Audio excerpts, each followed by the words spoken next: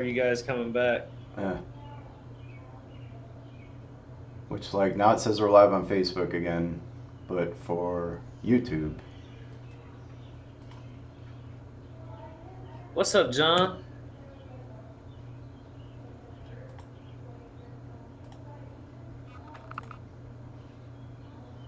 Sending data. I don't know. You know, one day they'll have this stuff so mastered that we'll be able to, all of us will be able to see everybody, and it Yeah, will wouldn't be that be nice? that'd be pretty All cool. you have to do is click one button and it works like it's Yep. supposed to. That would be nice. Well, I mean, they have software like that, but it's like you got to be subscribed to it. Not everybody's a subscriber, but hey,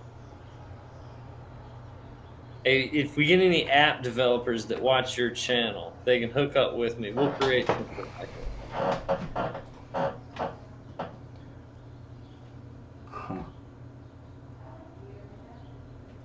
Logos are on point, Stream though. offline. Live control room. Live. It literally says we're live. On Face or on YouTube? Yeah, but on a different, like, not for the scheduled thing. That's alright. Let me just see if this is working. All right, it's working. It's just not. It's not going through the scheduled one. So people are gonna have to actually like find us. We're gonna have to employ everybody that's on the actual video chat tonight to actually go out and like guerrilla market the link and just post that on every Facebook telephone pole you find. There you Just go. share the link. What's up, guys? Sorry about all the difficulties. Looks like we got some people logged back in. Trying to get the scheduled thing to work. But whatever. It looks like we're live now. Hopefully, people find us. Go ahead and shoot the link onto your own Facebook pages, Instagram, all that stuff. Try to get people signed in. But this is episode 10 of Overlanding Overlanders with Overland. We're talking electric vehicles tonight with my man Sir William Goes. What's up, Will? What's happening? And all right, well, let's get into it. So, in case you guys don't know, Will has got his own YouTube channel called Sir William Goes, but I'm assuming everybody who's watching probably knows Will pretty well. Yeah, so I've got a little bit of experience doing this overlanding thing now, I think. I will say though, even though technology is great, trying to look at all of it is kind of crazy. So we're going to try to get everybody's comments one by one. I think Brandon, you said you were going to take over YouTube, right? Take over YouTube like Comments. completely. YouTube comments. Yeah, I'm watching the comments on it now. So far, I got Jimmy Picks, Aaron Brown. What's up, Aaron? He says, "Why is it $1.99 to post, dude? I don't know what you're talking about. $1.99. It's free to post, but thanks for the $1.99 if that's what it costs you to post Strong. that." We're running pay-per-view now. That's pretty dope. Yeah. Swell, what's up, baby? Yeah, we're back now. We're just under a different stream, so the We're scheduled just one is. building the audience. Everybody, like I said earlier, we're just going to have to like employ everybody on the video to like go to every single Facebook telephone pole and plaster the link. Just go there, Instagram, and do everything. Those on Twitch, everybody. Yeah, looks like we got like 18 people tuned in right now. Sweet. So, what's up, Douglas Berry from Colorado? What's going on, guys? So, what we're doing today is Will reached out to me a few days ago, so we're kind of haphazardly putting this stream together, um, saying that we should kind of start chit chatting about electric vehicles and whether or not they have a place in overlanding, whether they're going to have an undeniable place in overlanding, or and I really don't know too much about it. I'm kind of in on the subject just because Rivian is based out of Central Illinois. They're about 40 minutes from me. That's where their plant's going to be. They took over an old Mitsubishi plant there. They've got a ton of investments coming in from the likes of Ford, GM, and Amazon. So I'm kind of tied into it just because I'm curious to see how everything's going to play out, and I want to head over there. Will, you were planning on doing a video about Rivian in general, right? Yeah, I was, and and unfortunately, I haven't done it yet. But I'm still in the works with it, and it's kind of one of those things that it's a new deal. So every time I'm like, oh man, that's perfect information to be able to do a video. It's like something else gets released. Like I think this week the guy at Tesla is like no longer there anymore, so that's going to be something significant in the industry. So yeah, it's ever changing. So it's pretty exciting. Yeah. Yeah. Yeah, so Aaron Brown says they do not have a place in Overlanding, and I already know that he's a big petrol head, so we're not going to get Yes. much support from him Not as far as so it's pretty exciting. mo- moving into some current times. Well, if you got the volume up on your whatever, just turn that down. Yeah, I got it.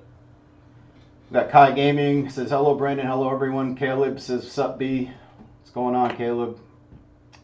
Welcome to the stream. So, if you guys saw the video I put up, Rivian was at Overland Expo West, and I got to talk to somebody there, and they just kind of gave us a quick, sales pitch rundown of what they've got planned and how they plan to kind of cater towards the overlanding scene. With they had the truck set up with a rooftop tent in the back, and they have this little like storage unit that kind of is behind the seats and below them. They call it a tunnel, storage tunnel, and I've seen pictures of them sticking like surfboards in there and skis and snowboards, and they had it set up with a fully electric kitchen, induction like stove. Yo, was that not dope though? Yeah, that was pretty cool. Like, I mean, realist. Like, I don't even care for that to be electric. Like, I like the idea of it electric, but I think they went overboard with it. Like, if you would have just stuck that as just a propane kitchen, I mean, like that gave my OCD the warm and fuzzies, like for real, because it just fit in there real nice. Yeah, they definitely put some thought into that. Like the picture that I used for the thumbnail for this video had a bunch of people kind of sitting around and using it. And that picture was taken at Expo. They said it was fully functioning. It worked.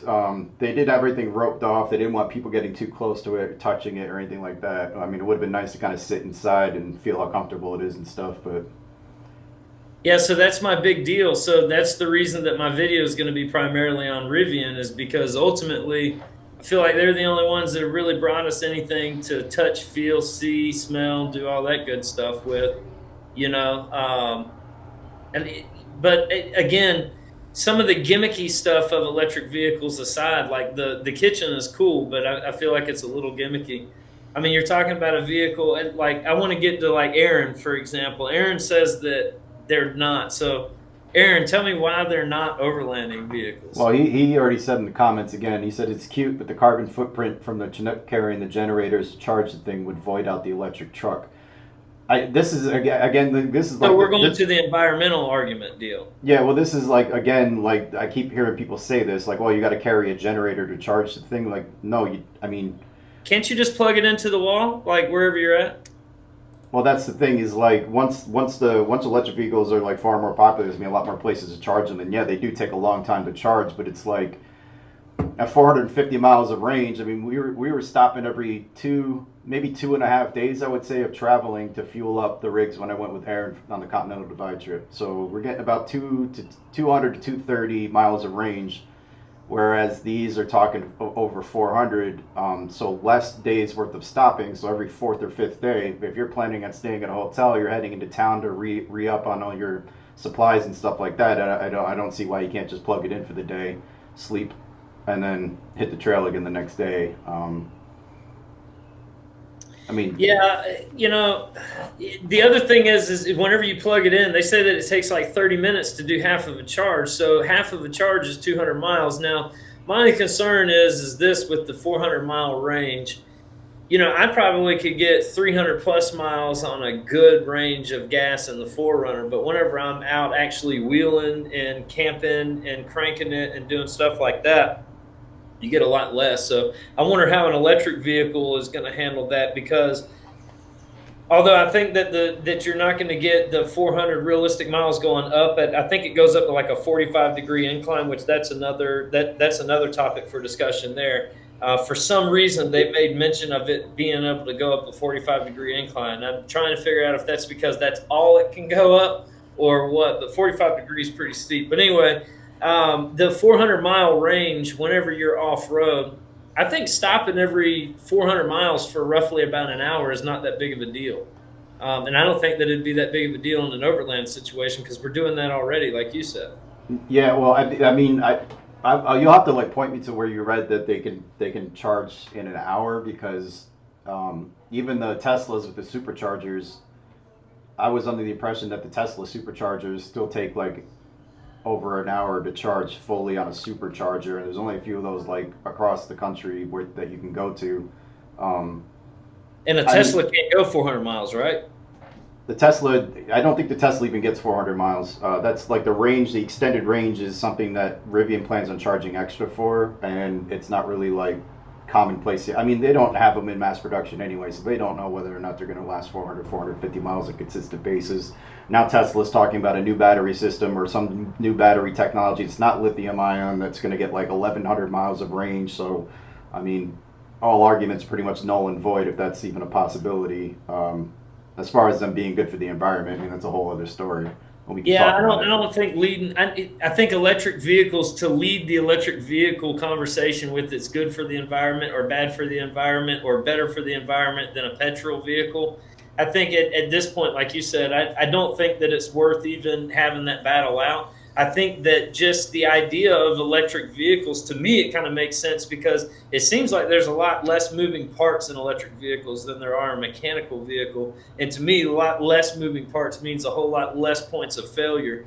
Now, that being all said, I don't know what that means in terms of reliability and durability in the long run.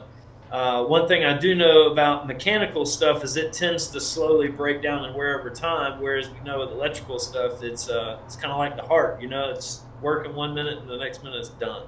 Yeah, and obviously batteries, the more you charge them, the more they degrade. So, well, all right, well, let's try to get some questions here. We got a bunch. All right, so where are we starting at? Yeah, I'm gonna scroll up. I'm gonna just Well, go hey, to.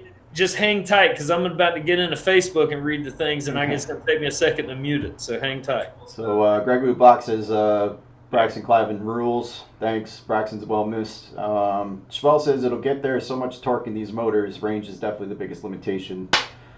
One Man Trail Yeah, it's says like almost 10,000 pounds of torque was the calculation that I heard a couple times. I don't know if that's verifiable or verified or not because the way Rivian does it is in Newton meters, and I don't know how you convert that over. But yeah, me neither. But it's also, I mean, the difference between the combustion engine, transferring everything to a drive line, and then a motor being on each wheel is you're really like eliminating a ton of limitation. a ton, like 40% was a figure that I heard years ago on a 4x4 program on Power Block TV. If you guys remember that, it Yeah, was 40% of loss of power loss between the drivetrain of a 4-wheel drive. yeah, that's quite a bit. So Yeah, it's pretty let's big. keep on cruising. We got a ton of questions here. So um, Schwell But says lightweight. I would love to see a well-equipped hybrid. I mean, that's a solid point. Well-equipped hybrid would be nice. Yeah, I wonder why nobody's Something really. like the Highlanders in production is the only real SUV hybrid that I know. I think they did a Tahoe hybrid, and to be honest, with the Tahoe hybrid, you never really hear anybody talking about how shitty they are, so they must be good. um, yeah, they can make a 110-volt Black Sheep Expedition by a slow charging. I guess he's saying how long does it take to charge? There's another question. We're just kind of followed behind here in the questions. We kind of touched on this stuff. Patriot Overlanding says, can you attach solar panels to recharge the batteries? And we had kind of mentioned this on the Transamerica Trail trip. Braxton and I, we brought it up to Ed and Aaron mistakenly. They just kind of laughed in our faces about it. We were about, what about a full electric vehicle that tows an overlanding trailer that's really just a big, gigantic, like 1,200-watt solar panel setup so that it's just basically charging That's an itself like interesting point, really. just feeding power back Just into the feeding vehicle. power back to it. Yeah, rather than where normally you'd be feeding the trailer with power from the vehicle, you'd be doing. I think that the solar technology is advancing so fast. Here's the thing about the solar technology, though. In the So they've been doing solar since like the 50s, right? The oldest satellite out in space right now is there because it was one of the first ones to ever be equipped with solar. So they've been doing it a really long time. That being said, I think the maximum efficiency that they've gotten up to with solar is somewhere around 27%. And I want to say that was 2 years ago when I was in the solar residential solar industry. So that being said, if it's taken them that long to get to 27%, and the way they measured that is like per square meter. I think it was 10,000 watts of sun, or 10,000 watts of power the sunlight produces per square meter. And they were 27% effective at collecting that and turning it back into electricity. So that's the issue with solar. The amount of solar panels that you would have to regenerate it is quite large from what everybody says. Now, that being said, it seems that the solar industry has gotten another kick, whether that be from, the different incentives that are out there or the different industries are out there. Nonetheless, the solar industry has gotten really good. So you're getting companies like Merlin Solar has got a really nice solar panel. If you guys look them up, you can learn all about them. But nonetheless, they've got a really nice solar panel. Then there's some guys out in Australia that have come up with a really nice solar panel that have actually started to read all different spectrums of light. So as the solar panel technology gets better, that might be feasible. But right now, the amount of solar panels that you'd have to charge one of these things up would be ridiculous. And I think that's the reason that it's not done that way. Now, do you know of any stats that kind of talk about what kind of dent having an electric vehicle puts on your electric bill? I mean, since they pull so much power to charge them. So that's the other thing. So a lot of times you'll hear, and that was one of the big things in the solar industry, was a lot of times you'll hear of like Tesla owners, what they'll do is they'll get systems just to offset their the charging of their car. But as far as stats on what the actual electric bill runs, I'm not sure. But here's the thing: it costs me $37 to fill up the tank every single time that I fill it up, and I don't know how much everybody else fills up. But if you fill it once a week, you know what I mean. I don't know how that would equate if you were to try to equate it to something that we're used to, which is putting gas in our cars. Right. Now, one thing that we had talked about, Brandon, you remember, is like it's the other guys that are kind of losing out on this. The Mars bars guys, the guys that are selling moon pies and shit like that at the gas station. Those guys are really the guys kind of losing out, because you're not stopping in there to buy all that. Right. Yeah. Everybody always talks about like how big oil and how it's affecting the progress of electric vehicles and things like that. And yeah, it's true that it would affect that industry, but it affects all industries that are related to convenience stores and gas stations in general, because like we were talking about before, the gas stations don't make money off fuel. They make money off all the crap you buy while you're getting gas. So I don't even think it's really, I mean, yeah, oil is going to fight it, of course, but I feel like big companies like Coke and Pepsi and all these companies that make a ton of money off these convenience stores are going to fight it too, because it's definitely going to hurt their bottom line to when you're not stopping at convenience stores, a couple times a week to fill up. Well, I quit buying honey buns when they stopped selling them for 50 cents any damn way. So. Hey, listen, Black Sheep Expedition brings up a very valid point, which I don't understand why these electric car companies don't do this. But one of the ways that the Prius regenerates its batteries, every time that you hit the brake, it's got regeneration there, and it charges up that battery. And if they would incorporate that, I don't know if they do or if they don't in electric vehicles. I haven't researched that. But the regenerative braking would really benefit, especially if you're taking them overland, if you're going down any hills or anything like that. Right. The other thing is if you're going down hills, if you guys think about like crawl control, right? Like, so we talk about lockers when we're off road. Like, you don't need lockers. Would you have 4 independent motors? And if they can work some kind of an electric traction control system, like the way that Land Rover's done, the way that Toyota's done, the way that Jeep's done, the way that all these manufacturers have done, there's a few that are really good at it, Toyota and Jeep. And if they do that and incorporate it into that motor, I think that would be a really, really capable vehicle to have. Yeah, I mean that's a great point. It's not something I even thought about, but yeah, being able to have a computer controlled 4-wheel independent suspension, yeah, and traction control is, I mean that'd be pretty sweet. Yeah, not to mention 10,000 torque, 10,000 foot-pounds of torque, man. Jesus. All right, we got let's see what else. Regeneration 400 braking. miles is wishful thinking, Schwell says. Convenience is a huge concern. Depends on where you are, where you're going. So you're right. That is where you are and where you're going is the big deal. You get 400 miles of range, hopefully. Let's call it 300 miles of range, which is roughly what I get in the Forerunner, right? That being said, that's on perfect conditions. Now, if you're out in, I recently went to Death Valley. If you're out in Death Valley and you need to plug in somewhere, um, it'd be just as tough to find gas, but it might actually be easier to find somewhere to plug in at because there's places all over that have some sort of electricity. Mm-hmm. Yeah, I mean, well, being out in remote places, all the places we like to go. Yeah, obviously, I mean, I mean, we're talking right now like this is not a viable option. I mean, this is something that we're just kind of chit chatting about, and just trying to figure out how the future of it I would don't know, go. man. And I'd try it. yeah, if they had one now and they wanted to give one to me, I would take it across country, and we would figure out how much of an inconvenience it is, how much longer it would take, what the I'd range lease it is. from Like them. what somebody said here, yeah, the range is the range, but what about when you're carrying all your stuff? How does that affect the range? When you're towing your 11,000 pound, it says I have 11,000 pound towing capacity. How much range are you going to get when you're towing 11,000 pounds? I mean, Right. the jury's still out in that kind of stuff. So Well, hey, listen, my drone says that it lasts 30 minutes, and I think your drone says it lasts 30 minutes too. How long does it last? yeah, it's supposed to be like 27 minutes.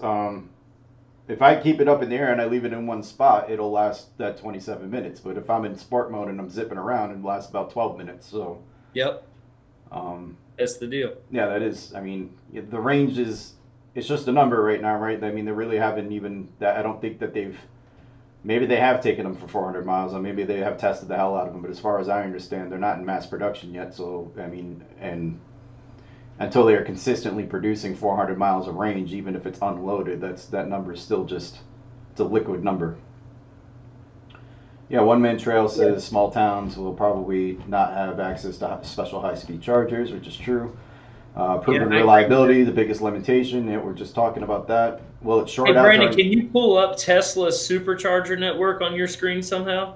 Yeah, Tesla supercharger network. Yeah, let's give it a shot. See if you can't pull that up. Like if they would work, and I don't know why they don't, because Tesla has opened this or has invited companies to do this.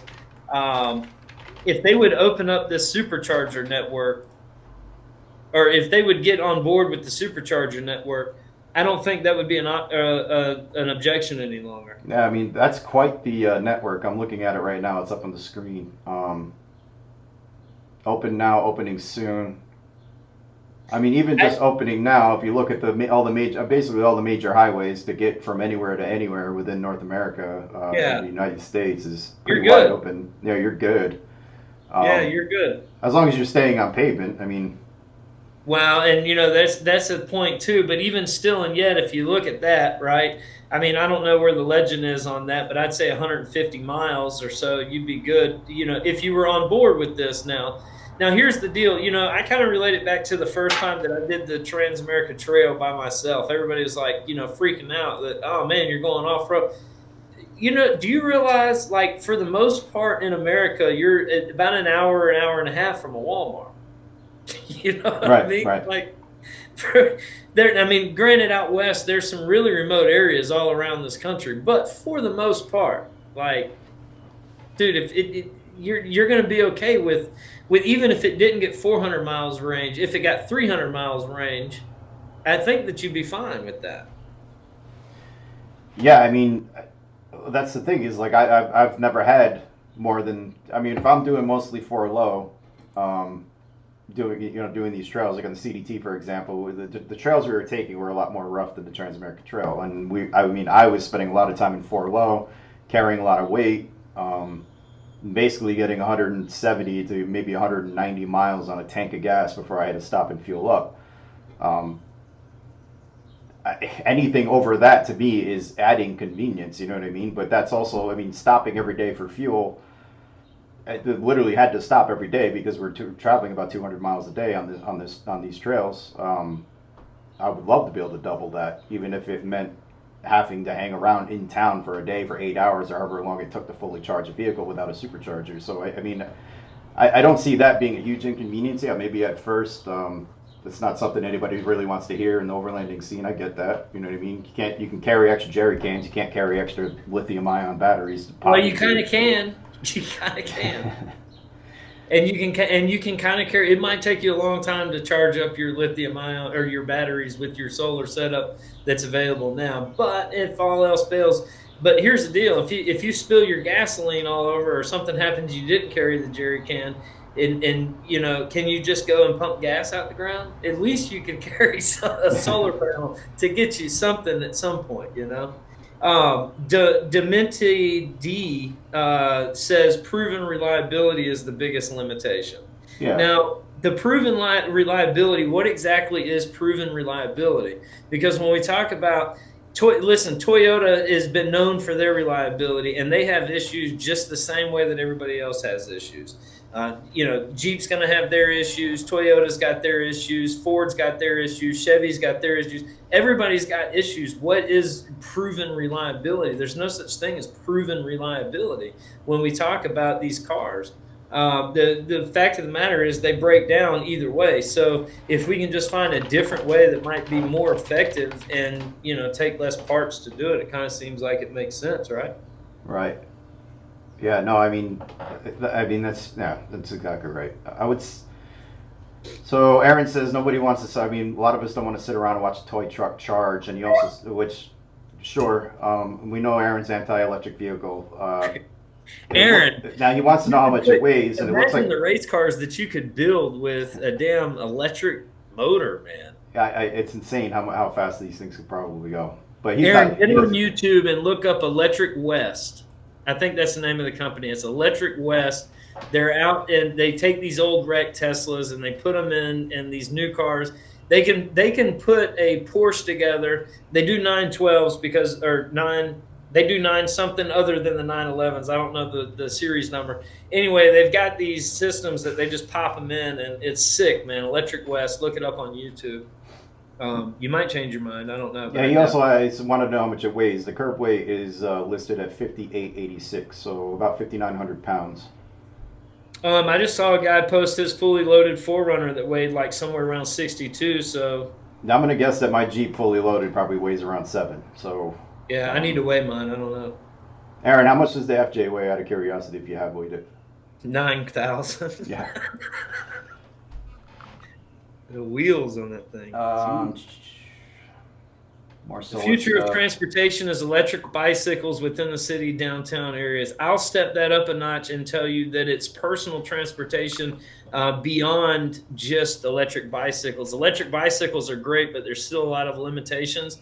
I think that personal transportation, think Segway, think electric skateboards, think one wheels, think stuff like that. I think that is definitely the future for in-city downtown areas. And what I'm trying to do right now is I'm trying to hook up with somebody out there with an electric skateboard, an off-road, all-terrain electric skateboard, and I want to go up the coast and do something on the Appalachian Trail. So if anybody's got a really cool electric mountain board, I'd love to test it out. Let me know. Hit me up. Send me a link. Do whatever you got to do. But I'm like fascinated by those here of lately. So I agree with Kai Gaming on that deal. Yeah, so let me see. I had something I wanted to touch on here. Black Sheep Expeditions says 40 Newton meters equals 29.50 foot-pounds of torque. So it's got, I don't know what the equation is on that. So Aaron figured it out. He said 2,200. 2,200. I don't know if he's got his phone out and calculator or whatever. Well, I trust those guys far better than I do the YouTube commentator. Black Sheep Expedition says also electric vehicles will put 45% of the trucking companies out of business. Electric vehicles are soon going to put over a timeline of about 5 to 10 years, probably close to 100% of trucking companies out of business. Well, I don't know. You know what's putting the trucking business or the truckers out of business right now is the government and all their silly ass regulations. That's what's putting the truckers out of business right now. I don't think the electric vehicles can be blamed on it, but there's here's the deal: electric vehicles have a long way to go, and ultimately, you're always going to need somebody to either operate a part of them, or work on them, or code them, or do something like that. So, are the job's going to change? Yes, but I don't think the electric vehicles are taking truckers out as nearly as much, or I don't think that they should be even considered a threat nearly as much as all the silly ass regulations and the different rules and stuff like that that we enforce on these truckers. I think that that should be looked at as an enemy of the trucking industry before anything else should be. Good point. Um, yeah, Patriot Overlanding. Who wants to drive on pavement? Nobody. Patriot But no matter over. what, when you, I don't think I've ever been to a gas station with a dirt. I don't think I've ever been to a gas station in dirt. Maybe Hey, one but that you was know what? stopped I've been here. to people's houses on dirt that had plugins.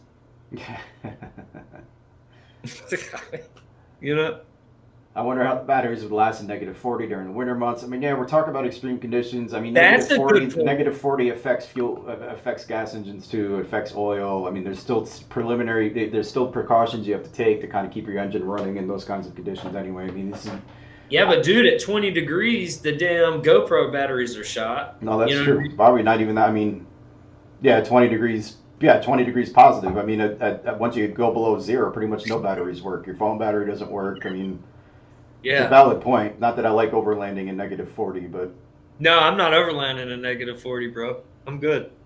chewing up 100 lines looking to charge each way. Aaron Brown says it's a great idea. Keeps people contained. I'm not sure what he's referring to there. Black Sheep Expedition, Jebs, we tested batteries to -58 last winter. And I remember John talking about that trip. Um, so the technology's there. I wholeheartedly believe the technology is there, but we could go down a rabbit hole of the technologies there for a whole lot of different things, and this is definitely one of them. But I think the biggest thing with this one is getting the people to just kind of accept something different. Yeah. Schwell says his Prius has 265,000 miles on it. Still has the original battery. His Prius hybrid. Sweet. So as far as reliability, That's strong. Now here's the thing, but the Prius has a nickel cadmium battery. If you'll remember your old school, your old school, they're not cell phones, wireless phones. When they first came out, they had an iCAD battery. right. Those batteries were a whole lot better, and that was one of the selling points of the Toyota Prius versus some of the other companies. But again, that's one of those things where the technology is constantly getting better. Lithium ion is a really good battery, and I think that that's a good battery technology. But I think the better battery technology that you're going to see coming out, I believe it's titanium ion, not lithium ion, but titanium, and that'll be the next stuff coming out. Is that the batteries that they're referring to when they start talking about 1,000-mile range? Yeah, I don't know. And I'm not that involved with it. It was just I randomly came across the titanium ion thing on. I want to say it was something similar to modern Marvels.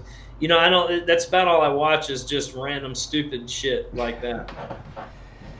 Yeah. So people like Jeb's Jeeps, I do believe this is the way of the future.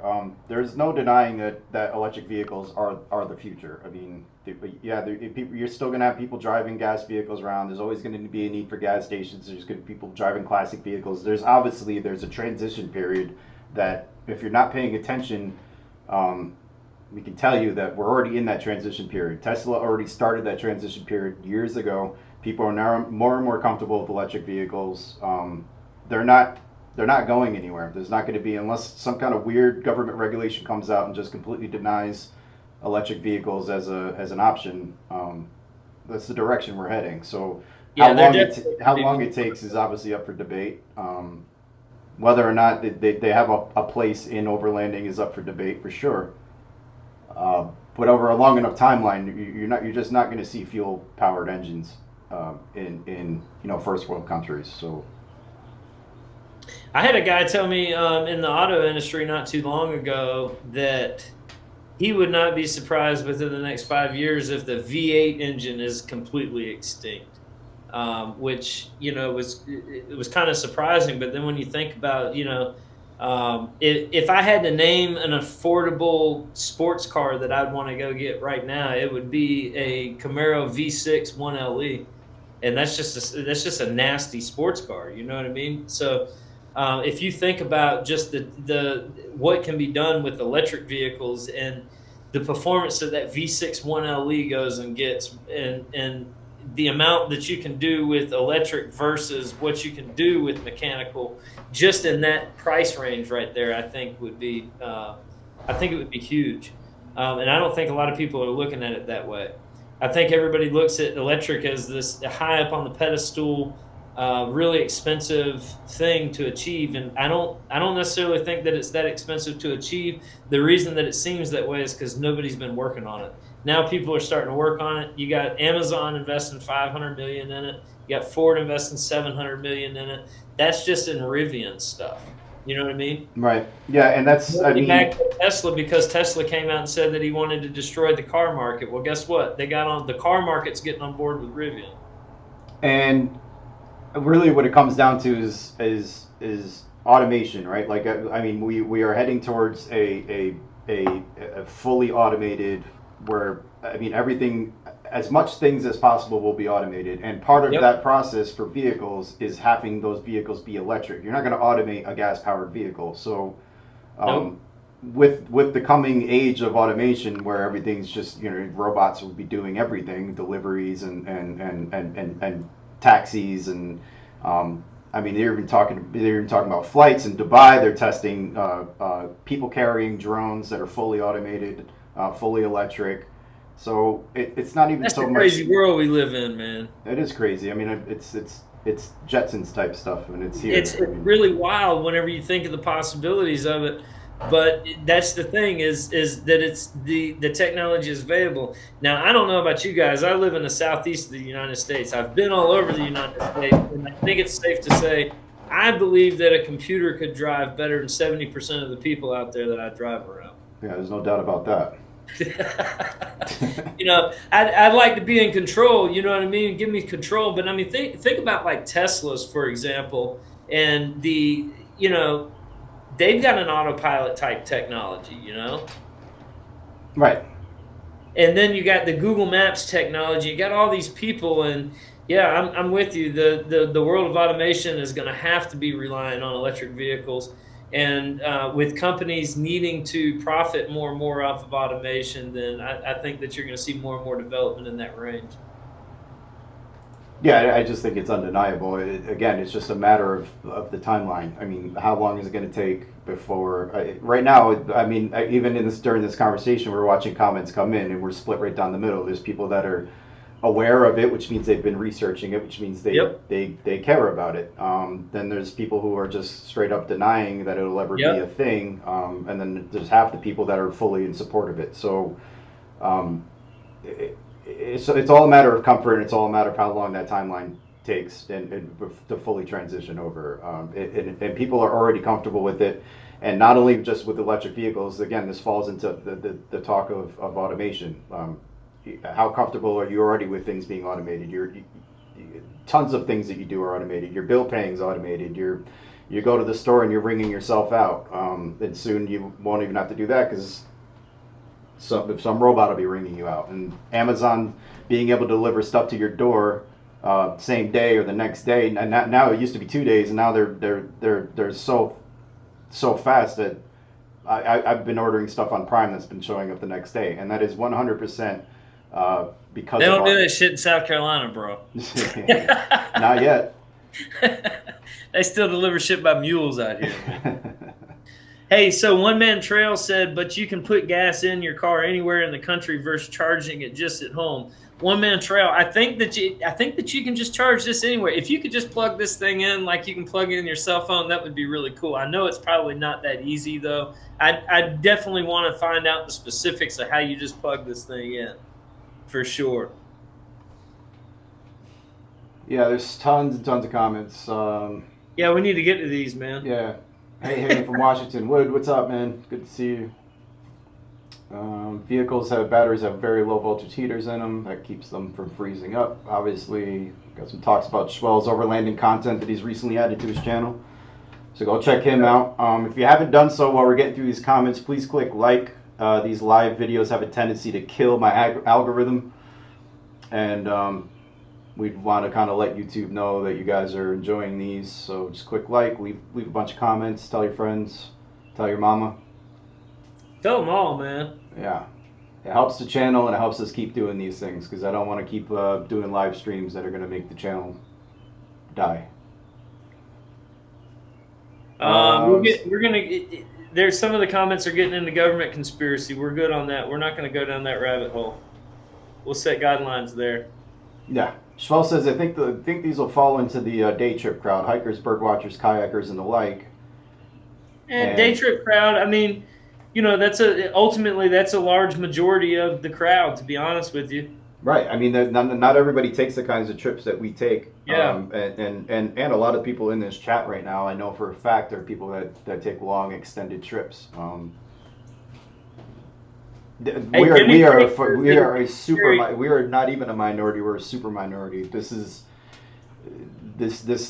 stuff is not geared towards people like us. It's just a matter of adapting once it becomes an actual thing. So yeah, it's a pretty tightly guarded niche. But even if you factor in the off-road guys, right? So if you factor in the off-road 4x4 guys, the guys that are just strictly running out there to, you know, their local 4x4 parks and going and wheeling and stuff, this would be perfect for those guys. Oh, no, I agree. It's I mean, if I had some kayaks on it and I just needed to travel, I mean, I think the closest place I can kayak is probably 40 miles from here. I take my kayaks down there, I don't put them in the water, I come back, and I don't even have to worry about charging it. I mean, that's just a quick day trip, right? So, yeah. As far as that stuff goes, I mean, this sounds just extremely convenient to me. I'm super interested in them. Like I said, if they hit me up tomorrow and they said, "Hey, we want to give you one to go take it for a spin," I'd probably hit Will up and we would just go do it and really test. And we'd both do it. Yeah, for sure. We'd have to. I'm coming with you, damn it. That'd be a cool trip. Hey, listen, nobody said anything about it. Or wait, no, Overland Uncharted did. So Kurt said something about it. Here's the deal. When you first mention electric overland vehicles or electric vehicles to anybody in the four-wheel drive community, it seems like the number one thing they talk about is the water crossings, right? They're going to be fun in electric vehicles. You're going to be fun. Well, it's a 3-foot water crossing. Yeah, they're 36 inches, and the guy that I spoke to said that after that becomes a buoyancy issue. It's not even a matter of water getting in anywhere that it's not supposed to or shutting down electronics or anything like that. The water doesn't get in. After 36 inches, the thing starts to float. So you don't, I mean, I'm sure they're going to think about all this kinds of stuff. I mean, my Jeep leaks. It's only 8 years old, and it leaks when it rains. So I mean, and I still take it in the water. I don't think like stuff like that is even. It's not a concern. People are definitely thinking about that. Jimmy Picks tossed in $25. Said to help keep you going, even though you're a Jeep fan, go Forerunner. LOL. Hell yeah, man! I expect my 50% on that. So I'm gonna give me a drink of another beer because now I can afford it with that the $25 donation there. 50% of that will buy me another 12-pack. Thanks, Jamie, man. Appreciate it. Thanks for the help. Yeah, so many articles of crashed Teslas catching fire. So no thanks. I'm not driving a bomb.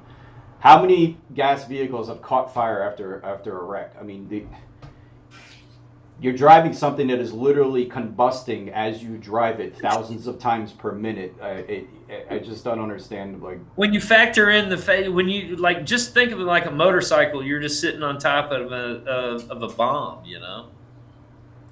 Yeah, Dave Travel. No, now I can see off-road racing for electric. They already have introduced electric class in the quarter mile. Yeah, we were talking about that before. I think that'd be sweet. I mean, I don't see any, I mean, I'm not against it. You know what I mean?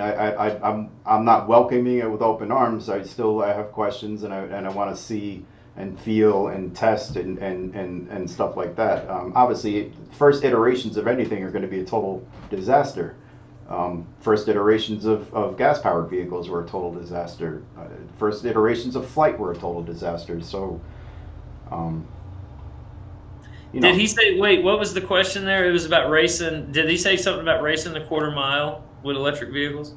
Yeah, no, he said now I can see off-road racing for electric. They have already introduced electric class in the quarter mile. Oh, I got you. Yeah.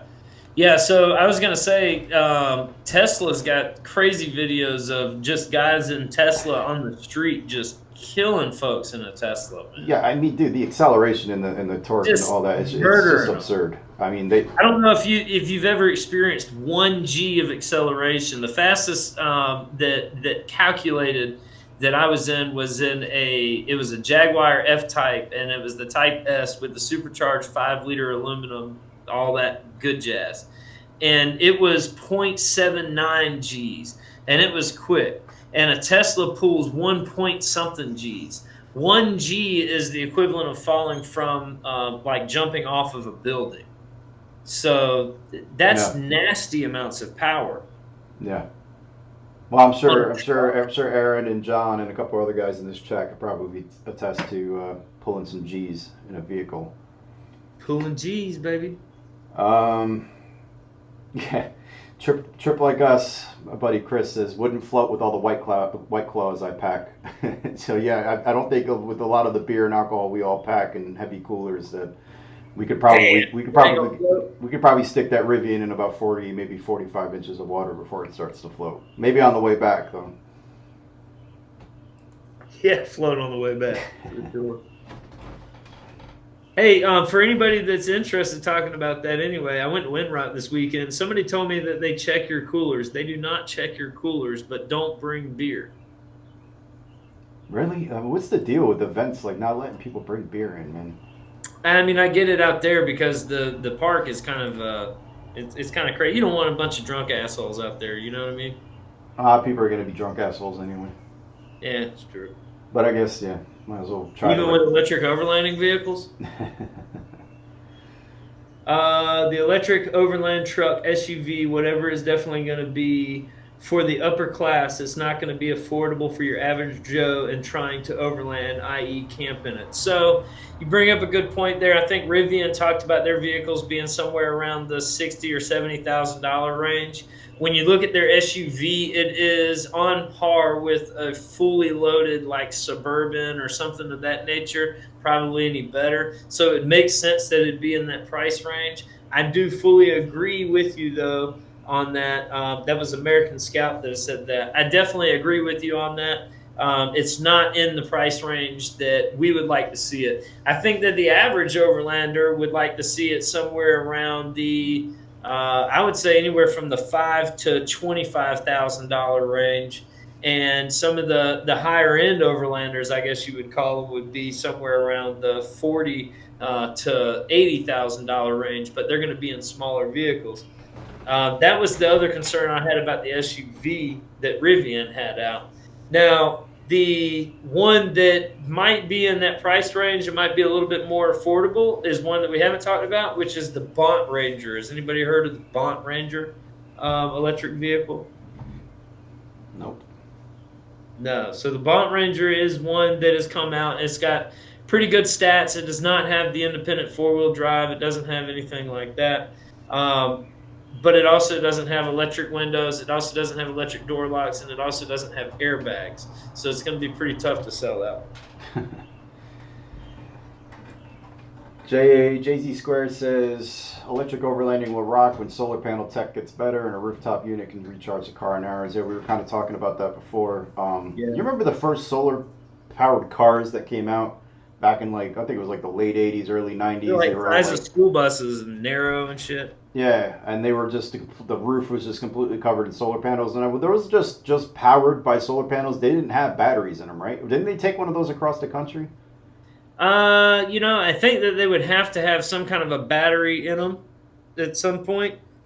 Right. What I will say though is just in the short amount of time that I've been involved in solar, it's jumped up. Like they went from being able to get 100-watt solar panel to now in the same size you can get 200, and then now they're up to 330-watt solar panels that are so they're constantly, like I said earlier, they're constantly building on that, and I think they're doing it a whole lot faster now than what they were doing in the past. So as those two kind of come together, that's where it's going to get interesting. Well, Schwell says Tesla says their truck's going to be under 50K. Tesla definitely has the ability to kind of price things however they want. I mean, they are making pretty good killing profit wise on. I don't know how much. I mean, I don't know exactly how much it costs to manufacture their vehicles, but if Tesla wants to be competitive and Rivian releases their first truck at the end of next year, and it's sitting at $60,000-$70,000, Tesla will absolutely be as competitive as possible and probably price it between 40 and 50K. So Yeah, but quite honestly, though, Tesla says a lot. that's true, They, they do. you know what I mean? They say a lot, man. They're just really, really good at marketing. You know what I mean? Apple's kind of the same way. They kind of do their deal with marketing and stuff. And here's the thing. I equate it back to one of the reasons that Toyota sells so well in the United States is because they train their Toyota salespeople to think that they're the only company out there that has these things. And here's the bottom line. If you talk about it, nobody else talks about it, then you're the one with it, nobody else has it. So it's a sales gimmick. Honestly, they've been talking. First, their truck was going to be $100,000, and it was going to be so big that you could fit an F-150 in the back of it. Now their truck's going to be under $50,000. Now their truck's going to have a 400-mile range, and then now that their director's quitting on the autopilot program, so. I don't know, man. I'm kind of skeptical. At risk of sounding like a hater of Tesla, and I'm not. I think that it's great. It's a great deal, but I think that there's so much better technology out there that doesn't get the recognition like Tesla does, and Tesla just has a really, really good marketing program. Not taking anything away because they do a lot of good stuff. They just haven't produced anything, and they just keep on talking about it until it's actually produced. At least Rivian, we haven't driven it. At least Rivian's got a vehicle we can look at and touch and feel and see and smell. You know? Yeah. I don't even know for a fact that that vehicle that they brought to Expo even runs. I didn't see them load it or unload it. That kind of makes You me. got that on video. You got it on? Somebody got it? Oh, somebody. Oh, you said should have got it on video. Yeah, I said you should have got it on video. I have seen video of them driving it at different events. Here's the deal, though. Rivian, they started in 2009, and they went basically under the radar for 9 years until 2018, and then they made a splash I don't know why, they actually went after the overlanding and off-roading community first. And that's kind of been who they've marketed to since they've been out. But the guy that started it, he started it just after getting his PhD in mechanical engineering. I don't know how to pronounce his name. It's like R.G. Scarnage or something like that. But yeah, so I don't know, man. They've been working on it for a long time, Yeah. Yeah, they had said that when I talked to them too. They had said that they're an overnight success that's been 10 years in the making. Yep. That's kind of their tagline. I don't know. I just can't wait for them to start up operations. I would love to go over and head over there. And like I said, it's only 40 minutes from me to go to the plant. And once I don't know if they will open it to the public, but I do plan on reaching out to them and trying to at least get an idea of what their timeline looks like, when they're going to be letting media in and stuff like that. I think it'd be cool to kind of get in there and just chit chat with them, get a closer look at the vehicle and some specs and stuff. And yes, sir. Are they building anything in that factory? I know they bought the old Mitsubishi factory there near you, but are they doing anything with it? I'm under the impression that they already have. They only have like 75 employees right now. Once they start manufacturing, they're planning on upping that to 2,500 just at the plant. That hasn't happened yet, so as far as I know, they're not producing anything. They're just working out the contracts with GM. I mean, what was it, Ford? Ford is the one that actually did the $500 million investment. And then I also heard rumors that Ford and GM are talking about merging. Yeah, that's crazy, right? Can you imagine? So, I mean, all that stuff just kind of piques my interest since Ford is signing a deal with Rivian, and then they're talking about merging with GM. Is GM going to start jumping on board with an electric platform? Are Ford and GM going to be the ones that are building the trucks for Amazon? Like, nobody knows at this point. So it's just super interesting stuff. And Yeah, the whole Ford GM thing, to touch on that, man, what a wild roller coaster that is. But here's the deal. I don't know if anybody's ever had any experience. I've got some experience working with General Motors Corporation, and that place is a shit show. So I can attest to you that there's a whole lot of restructuring that needs to go on, but I don't know that merging with Ford would make it any better. yeah, no, I know. Well, I mean, they're talking about merging as kind of save their ass type thing because they're not doing well. So Yeah, imagine that. So lithium ion battery jump packs are great. yeah, That was one. that's a little inside joke between me and him. He's got a really sweet Land Cruiser build, 2018, I believe. It's just outfitted to the nines, and he wanted to show me his fancy Baja Designs LED lights, and he went to go start his truck, and the battery was dead. And he's got one of those little lithium-ion jump packs, and he doesn't know how to Nice. use it. So I told him I have one that's similar, and I would help him out. And while I stuck my head under the hood of a Toyota, I stopped what I was doing, and I turned to him and said, "Isn't this funny? Jeep guys under here working on a Toyota to get it running again." So That's funny. those things are kick-ass, though. If you don't have a lithium-ion jump pack in your vehicle, I need to get one. I keep yeah, on looking at them, and I really do need to get one. yeah, they're awesome. Which one do you have? I don't know. It's in my. I think it's in my links on all my videos. There's just one Oh, on links in the Amazon. description. Got it. I think I paid like $60 for it or something like that. That's what's up. Yeah, and it can charge Yeah. your laptop. It can charge. It's got multiple USB outputs on it and stuff like that. And you can jump your vehicle like 60 times or something on a charge. And when I charged it to 100%, I didn't even look at it for like 8 months, and I looked at it again. It was at like 98%. So Dope. holds the charge too. Dave the Travel Gnome says hydrogen is the better fuel and safer for the environment.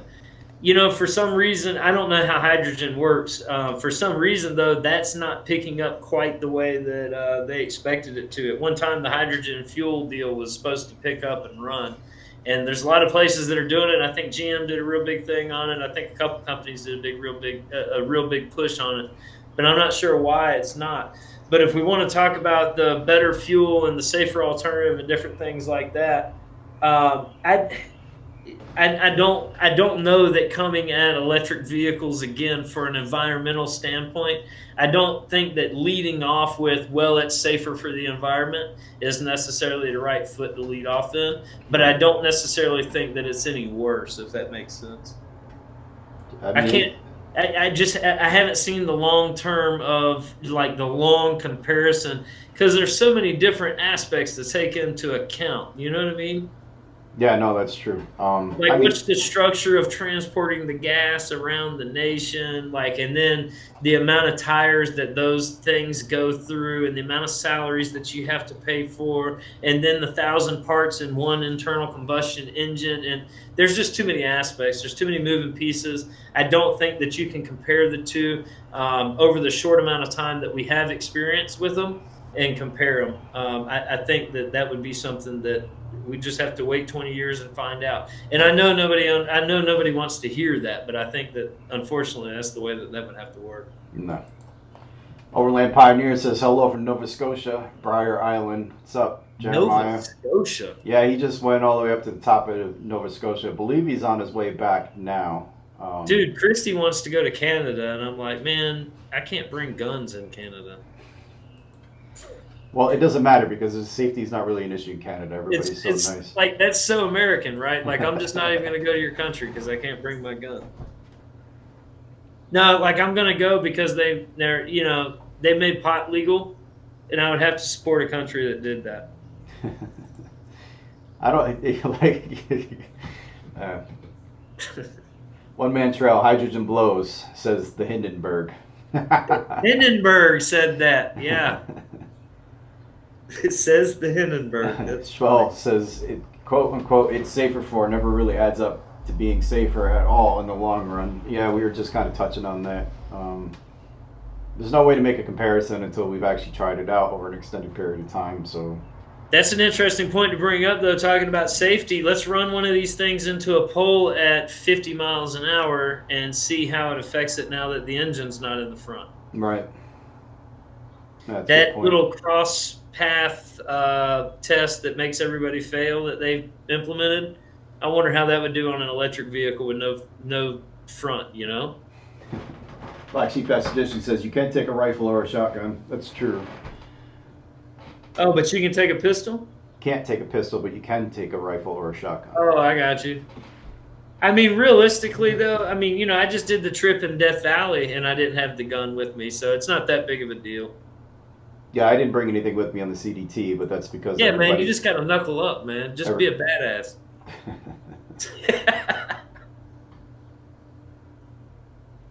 Death of the manual transmission. Oh yeah, that is true. There's not going to be any manual transmissions on a electric vehicle. That's always interested me. Like, I don't understand how a transmission works on an electric vehicle, though. Is it all just one speed? Surely it can't be all one speed, right? Well, I think it is. There's no need for. I mean, it's kind of like a drone motor, right? I mean, that's kind of what each wheel has is a brush. I Well, think with it's. RC cars, they had a transmission if it was all-wheel drive, which this has 4 independent wheels, so you don't need that.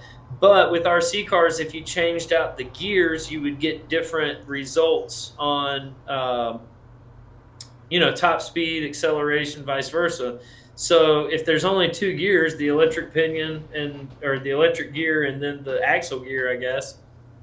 I wonder how. Yeah, no, everybody just jumped in and said there is no transmission, just speed controller built into the wheels. One more thing for a stick to break. Voltage regulation controls the speed. Voltage regulation. So there lies another thing. So now my tuner crowd is going to be able to get on there with their damn laptops, and they're jacking these bad boys up to where now they don't last 400 miles, they last 100 miles, but at warp speed. Well, yeah, that's the thing is, I mean, the model, what is it? The Model S's have a ludicrous speed. Yeah, that's what I'm Setting, saying. which I mean, you will burn through a full charge in less than 100 miles. But a 3 second 0 to 60, and I don't even know what the top speed are. The top speed on those are pretty much only limited by the software, right? So once you get guys that are hacking into the settings, and How hot do you reckon those electric motors get? I'm sure they get super hot. So now we go in our 3 foot of water with our electric motors that are just scalding hot from climbing up 45-degree inclines. I mean, you do the same thing to your rotors when you drive into a crossing. You do, anyway. but those aren't motors. That's true. They're not motors. It's very significant that an electric motor stays perfectly round because the coils in there are so close, the tolerances. Yeah, that's a good What point. happens if you lock one of those things up in a water crossing? Now you're just dragging ass all the way through the trail. One man trail says, "I live my life a quarter amp at a time." Fast and Furious 19. Trip like us, he works for the railroad. Says just like the traction motors on the wheel of a locomotive. There's no gears; they could just go faster and faster. Wow. Here, hang tight because I've got to refuel myself here. Yeah, I think we'll probably start wrapping this up. We're hitting an hour now anyway. We'll wait for Will to get back. But thanks, guys, for tuning in. If you haven't already, please click the thumbs up or the thumbs down, whatever. We're just looking for interaction on these live streams so we can get a little more... We did get a thumbs down, so I would say we accomplished something tonight. Nice.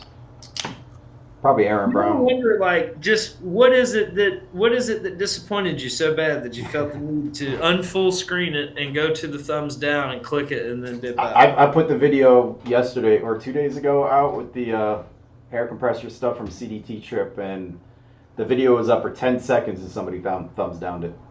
So amazing. Yeah. Happy people. Shiny happy people. I want an awning, bro. I saw that, man. Congrats. How dope is that? So I just happened to be passing through Knoxville on my way to Windrock, and we get there. I don't know if you guys have ever heard of the Dirt and Donuts thing. Pretty cool little deal. They got a couple vendors. Jeff from Highland Outfitters was there. CVT was there. Bold Overland, I think, puts on the event, so they were there. But I got a patch for the 4Runner, so it's the first patch I've ever owned. And then I got 2 tickets, and one of them was the damn winner for a CVT awning. So I'm pretty stoked about that. That's awesome. Spare wheel motor on the trail. Sonora Blue says you got to take a spare wheel motor on the trail with you. I wonder how much those things weigh. Yeah, One Man Trail says we got the thumbs down from an Exxon executive. Not be able to get into the system to modify as a manufacturer can tell. Jeep probably thought that with their Grand Cherokee too. Yeah, I mean, we were able to track down. So for the when we were stuck in Colorado with the transmission issues, and we knew that we had to reflash the computer, we were able to track down the programming for the ECM and PCM of a Jeep. We had the dongle to do it, and we didn't go through with it because I was more afraid of shutting it down in a way where we weren't able to get it to start by messing something up by trying to hack into it. And really, it was only saving us $100 anyway. But I do think that there's definitely going to be people out there that are going to try this, and all kinds of crazy stuff happens in the underground. So I don't think it'll be that big of a deal or that odd to see somebody hack into an electric vehicle and do some cool stuff. Overland Pioneers. Way to sponsor with a $5. I've been thinking about doing that on the Overland Bound live streams and just paying $20 and then saying, hey, Yeah. Hey, do you subscribe to TrailspinTV? Yeah. Yeah, if you guys don't know Will, or if you do know him now or whatever, and you don't follow him on all the internets, look up Sir William Goes. Me and him have become pretty good friends over the past year or so, and we've done some. One of the only people that I know that does actually overlands. And I learned a lot watching his videos back before I did the Trans-America Trail. So definitely give him a follow if you haven't already. Give us a follow if you haven't already. I think we're going to wrap this up. We usually try to keep these around an hour. Will, thanks so much for first of all approaching me and wanting to do this, and again for joining in on the chat. You definitely know your stuff. And you, like you said earlier, you're going to have a video about electric vehicles or about Rivian and specifically coming out on your channel soon, right? Yeah, I'd planned on recording it this weekend, but unfortunately I was preoccupied with other stuff. So I've got a lot of stuff coming up. Pretty excited about all the different things coming up. So yeah, go check me out and follow me on everything. Just look up Sir William Goes anywhere and you're good to go. Cool. And also, just to let you guys know, everybody that's still tuned in, I did a recording for our podcast a few days ago. It's supposed to be coming out this week. I believe he said Wednesday. And the podcast, I'm just going to look it up real quick to see what it was called again because I already forgot. There you go. Podcast page at PTP Pod, which stands for Part-Time Professional. Dustin Hamilton interviewed me. We talked for about an hour. It came out really cool. Really excited about that coming out. Just kind of talking about the background of TrailspinTV, where it came from, where I'm at now, the directions I'm going, and stuff like that. So make sure you check that out. Keep your eyes peeled for that. I'll obviously post something on Facebook and Instagram. All that stuff is out. So thank you guys so much, everybody that's tuned in. Appreciate it. Love you guys. And Will, talk to you soon, buddy. Hey, man, appreciate it. Peace. All right, peace.